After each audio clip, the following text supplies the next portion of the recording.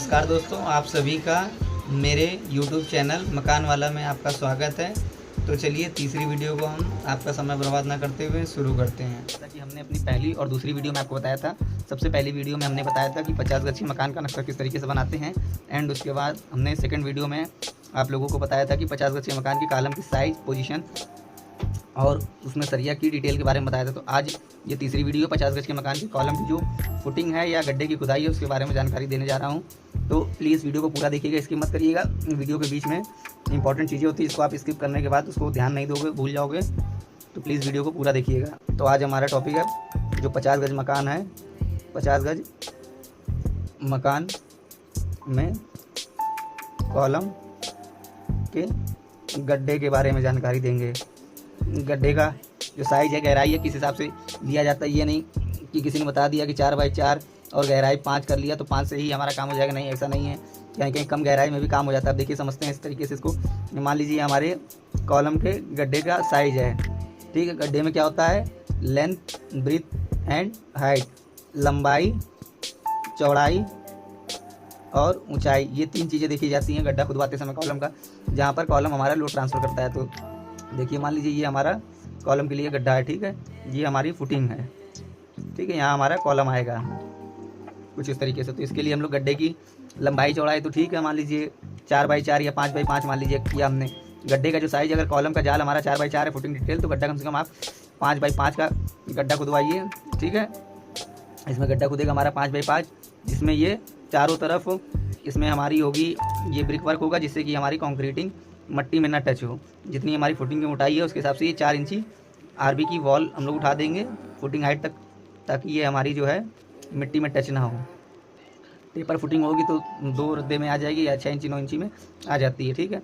अब इसकी हम लोग ये मान लीजिए लेंथ हो गई, ब्रीथ हो गई, मान लीजिए 5 फीट ये है, 5 फीट ये है, ठीक है। अब इसकी हाइट की बात करते हैं कि इसकी गहराई किस हिसाब से लेते हैं। तो मान लीजिए ये हमारी रोड लेवल है, ठीक है। ये हमारी रोड आ रही है, ये हमारे प्लॉट का एरिया है। तो ये जो रोड है, इससे हम लोग अपने प्लॉट की जो कॉलम है, ठीक है, इसको कम से कम 5 फीट गहरा रोड लेवल से ले जाना। अगर रोड लेवल और प्लॉट लेवल आपका सेम है तो लगभग 4 से 5 फीट आपको नीचे ले जाना है।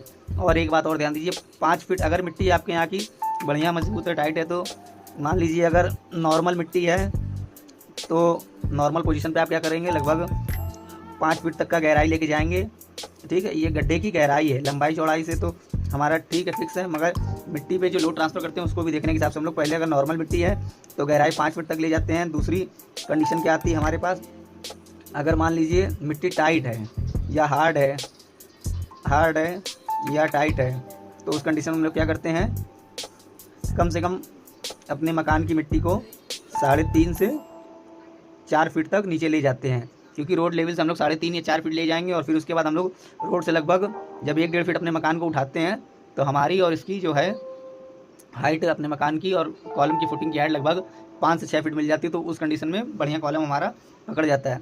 तीसरी कंडीशन क्या है, अगर मान लीजिए मिट्टी एकदम मुलायम है या आपके प्लाट में पहले से मलबा भरा हुआ है, मलबा है या मुलायम है या राखी वगैरह है, तो उस कंडीशन में क्या करेंगे कि आप मिट्टी की गहराई को उस लेवल तक ले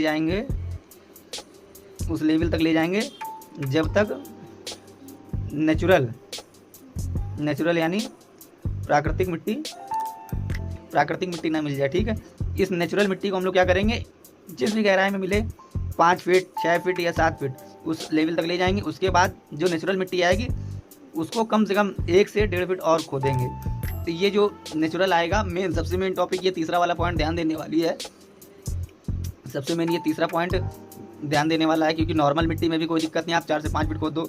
हार्ड मिट्टी है 3.5 से 4 फीट खोद दीजिए, कोई दिक्कत नहीं है। क्योंकि रोड से 1-1.5 फीट और उठाएंगे तो हमारा ये मान लीजिए कि 5 से 6 फीट कॉलम ये हमारा टाइबिंग के नीचे दब जाता है, तो बढ़िया इसकी पकड़ मिल जाती है। मगर अगर हमारा जगह या प्लॉट मलबे की जगह पर है या मुलायम है या पानी भरा हुआ है, उसमें क्या करते हैं कि हम लोग मान लीजिए नेचुरल मिट्टी तक पहले जाते हैं, 5, 6, 7 जो भी लेवल मिलेगा वहाँ तक लेके जाएंगे, मलबे को हटाएंगे, फिर उसके बाद नेचुरल मिट्टी को 1 से 1.5 फीट काटेंगे।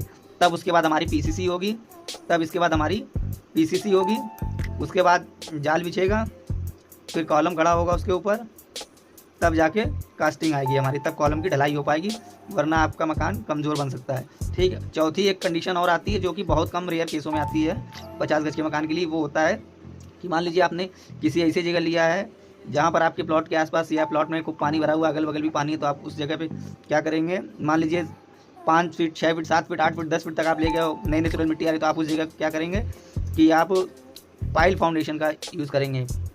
पाइल फाउंडेशन में क्या होता है कि आप पहले, जैसे मेट्रो के प्रोजेक्ट में कच्चे बोर काटे जाते हैं, ठीक है।